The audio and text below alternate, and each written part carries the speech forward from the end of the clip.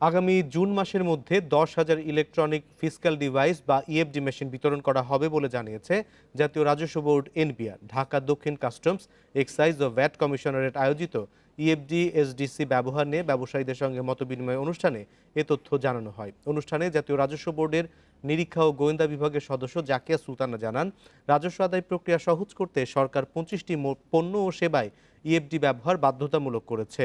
প্রাথমিক পর্যায়ে ভ্যাট মেশিনের পরীক্ষামূলক ব্যবহার শুরু হয়েছে। ঢাকা দক্ষিণ কাস্টমস, এক্সাইজ ও ভ্যাট কমিশনারেটের কমিশনার এস হুমায়ুন কবিরের সভাপতিত্বে মতবিনিময় সভায় অন্যান্যের মধ্যে বক্তব্য দেন জুয়েলার্স সমিতির সভাপতি দিলীপ কুমার আগরওয়াল।